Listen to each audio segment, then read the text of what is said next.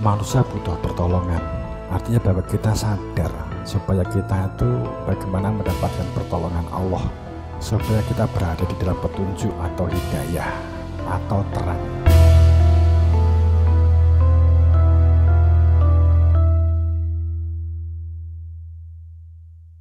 Musyawarah itu langsung terschedule mestinya. Kalau nasihat begini ya hanya mengerti, tapi aplikasinya juga nggak akan terrealisasi daripada meneng gitu.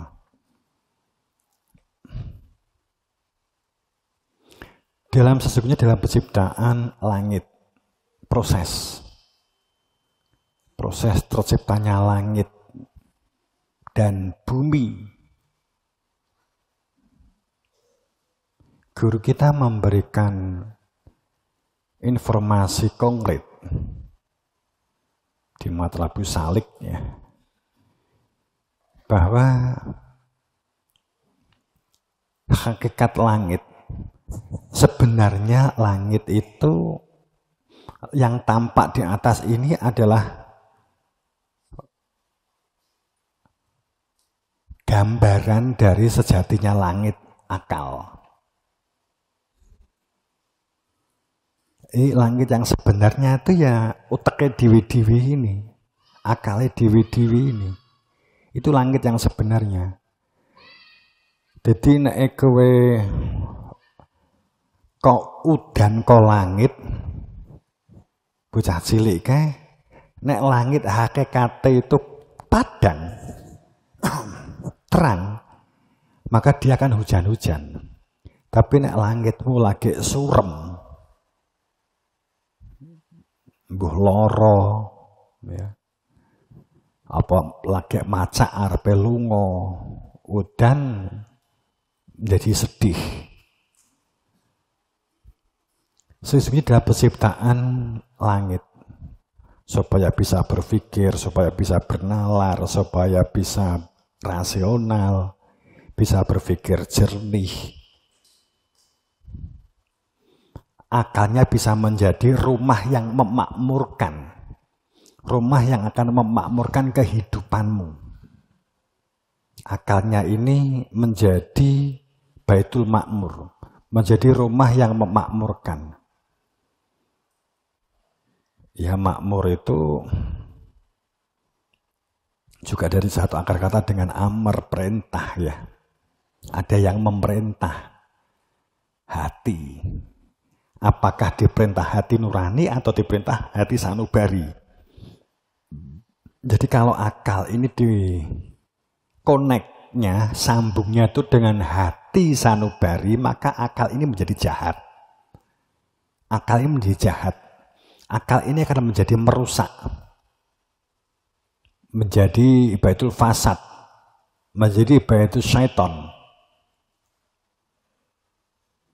Tapi jika akal ini terhubung dengan hati nurani, maka akan menjadi makmur, memakmurkan kehidupanmu, merancang kehidupan kita. Yang selamat terselamatkan itu seperti apa? Kehidupan sosial yang baik itu seperti apa? Itu dapat diwujudkan jika koneksinya dengan hati nurani. Dan bumi itu dodonya sendiri-sendiri. Bumi itu ya dodone dewi-dewi. Hakikatnya kan begitu. Makanya kalau penduduk itu rusak, bumi ini rusak, dodone rusak. Segala sesuatunya itu enggak membumi. Maksudnya itu enggak menghayati, enggak ditafakuri dengan baik, enggak membumi. Hanya euforia, hanya retorika, hanya mengejar angka-angka, pencitraan. Maka tatanan ini akan hancur.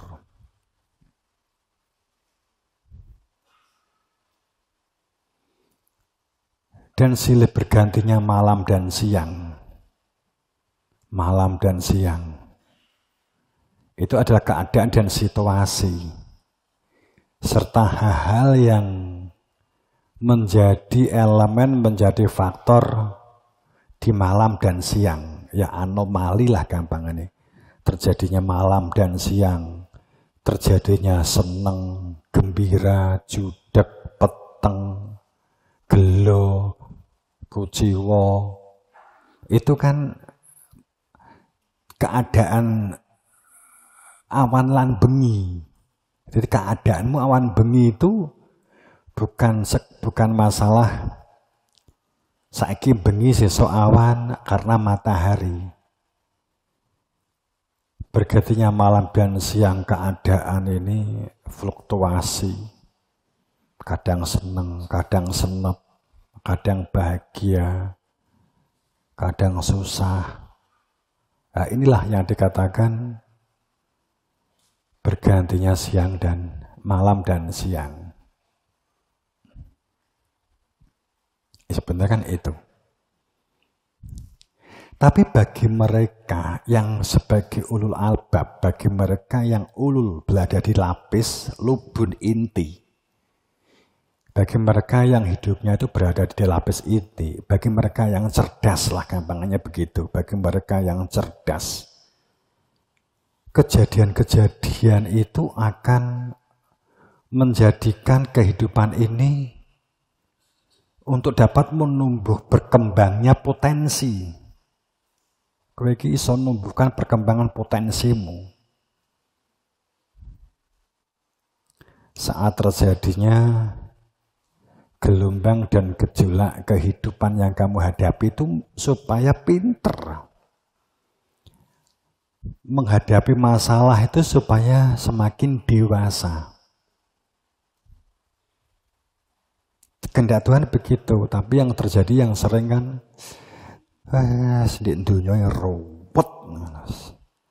Masalah iki hilang ganti masalah iki, masalah ekonomi ganti masalah sosial, ganti fitnah, ganti oloan. Kalau sudah sering kena utang, nggak cukup, ya berhemat, berhitung supaya menjadi cerdas. Supaya dapat berhitung, supaya dapat merencanakan kehidupan. Baik yang dialami sendiri atau kita membaca dan melihat orang lain. Bagi mereka yang berada di ulul albab, bagi mereka yang berada di lapis inti, maka susah, senang, itu akan masuk menjadi hamba yang cerdas. Likala ta'saw ma fatakum wala tafrahu bima atakum, akan menjadi cerdas.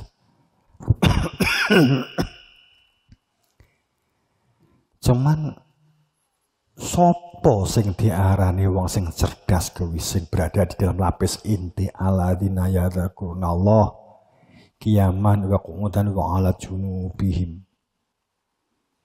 yaitu orang yang di dalam hatinya, di dalam hati nuraninya, itu ada keberadaan Tuhan selalu hadir di dalam dirinya. Sebutannya mengingat. Jadi orang yang disebut ulul albab, yang semua kejadian yang dihadapi, itu akan menjadi pembelajaran, proses menjadi orang pinter, bahkan orang cerdas, dan mau belajar dari kesalahan diri atau dari kesalahan orang lain. Kesalahan-kesalahan itu akan digunakan sebagai pijakan untuk belajar. Berarti saya nggak tahu tentang ini, saya harus bertanya kepada orang yang lebih tahu. Alladzina yadhkurunallah, mereka ini adalah orang yang selalu ingat. Ingat sebagai hamba, ingat di dalam hatinya ada kehadiran Tuhan di semua aktivitas hidupnya. sambil dalam keadaan apa saja, situasi apa saja, dan dalam aktivitas apa saja. Dan mereka ini bertafakur, bermuhasabah, bertafakur terhadap keberadaan diri kita. Walakin nafsu maqadamat ligot. Jadi bertafakur terhadap bagaimana keadaan kita kalau kita nggak mengembangkan potensi kita. Bagaimana keadaan kita kalau diri kamu itu nggak berkomunikasi. Kalau kamu nggak bisa, kalau kamu nggak bertanya kapan saya bisa. Kalau saya gengsi, kalau saya malu, kalau saya nggak berani bertanya karena gengsi, karena malu. Kapan saya akan bahagia? Kapan saya akan tentram? Kapan saya akan bisa? Kalau saya hanya karena malu dan gengsi tidak saya hilangkan, tidak saya tindas. Jadi tafakur itu muhasabah. Mengevaluasi diri terhadap kejadian-kejadian yang kita alami dan yang kejadian-kejadian yang ada atau kejadian alam yang terjadi. Menganalisa, mensintesa perihal diri. Untuk berlatih nalar, untuk berlatih rasional. Kemudian aplikasinya berlatih mengendalikan diri. Sesuatu yang sia-sia, sesuatu yang anfaedah atau tidak bermanfaat, tidak berfaedah akan dikendalikan.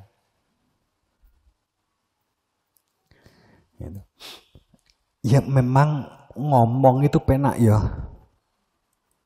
Ngelakon ini kan kelengkengan. Tapi paling gak nero konsep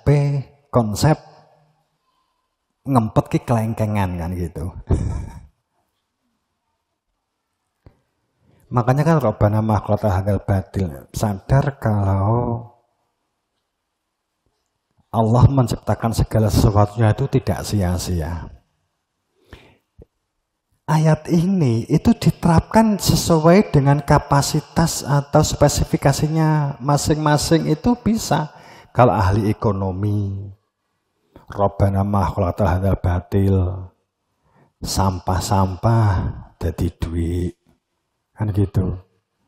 Kalau politik, Rabbana ma khalaqta hadzal batil, bermain colas, bermain curang, itu enggak apa-apa karena ayatnya Rabbana ma khalaqta hadzal batil. Tidak ada sesuatu yang sia-sia untuk memperoleh kontestan, untuk memperoleh pemilih yang banyak. Bagi pencuri, Rabbana ma khalaqta hadzal batil. Enggak ada sesuatu yang sia-sia. Linggis gue kena digin jebol berangkas kan gitu ta. Ayat ki ditok nih dia kena gitu loh. Gitu. Makanya beberapa waktu yang lalu saya kedatangan tamu. Tapi ini akan saya jawab konkretnya kan karena saya sudah janji dengan yang bersangkutan, saya jawab di malam akad pahing.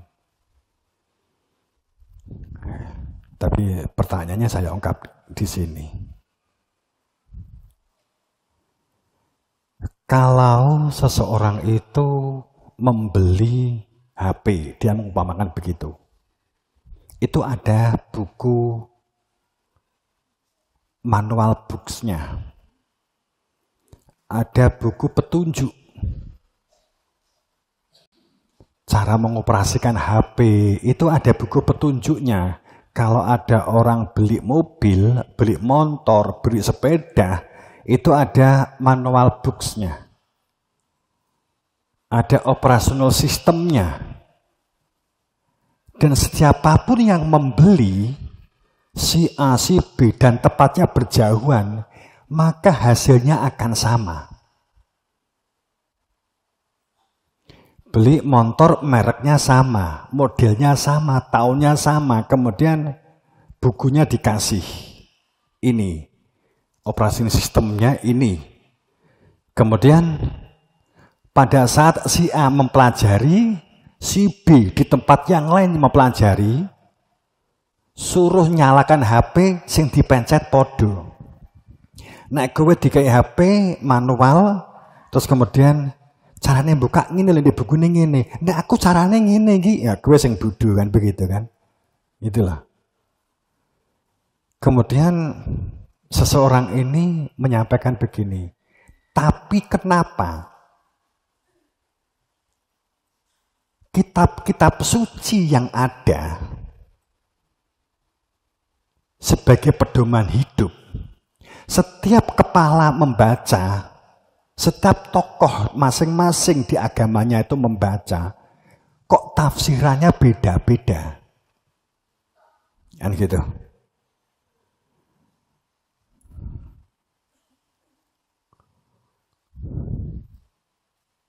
Apa jawabannya kira-kira? Dia tanya ke saya begitu 3 hari yang lalu. Ya saya jelaskan sekilas, kemudian ya nanti kami akan paling kalau bisa hadir, kalau enggak online.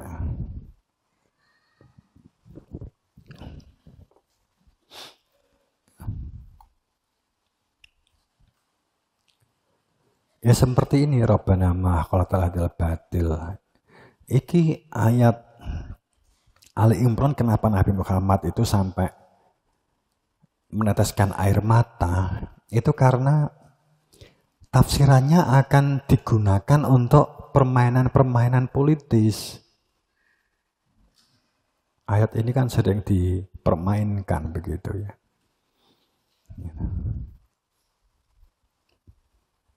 Tergantung kepentingannya.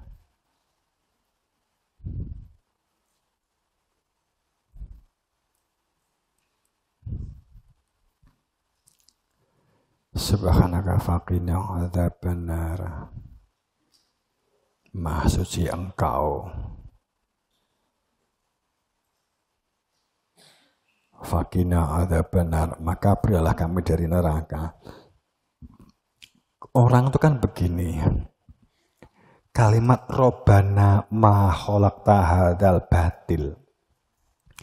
Itu kan ojo mbok kira. Iki biasanya menempatkan ayat begini ini Robbana mbok ndonga. Robbana ma khalaqta hadzal batil.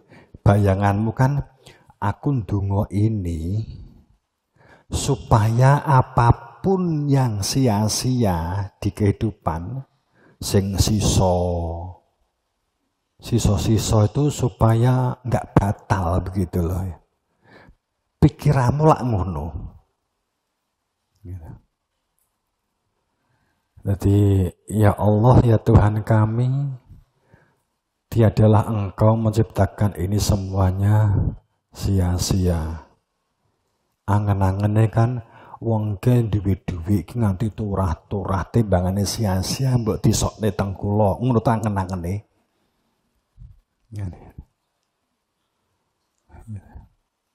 Donga itu kerangkanya adalah untuk menarik ini. Itulah. Subhana faqin ada benar juga sama. Maha suci Engkau. Kemudian bayangannya iku nek mati apa ndek donya apalagi meninggal kuwi ora tidak kesulut api kan gitu.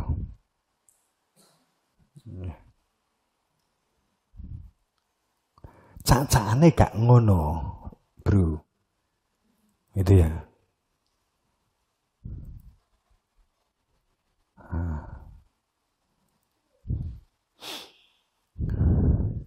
Ini sebuah kesadaran Robbana di dalam sebuah sistem Tuhan. Sadar bahwa tidak ada sesuatu yang oleh Allah diciptakan ini sia-sia. Karena hamba ini telah dianugerahi daya kuat. Adanya energi atau daya kuat yang menjadikan kamu bisa melakukan apapun. Itu jika ditunggangi nafsu berarti akan menjadi merusak.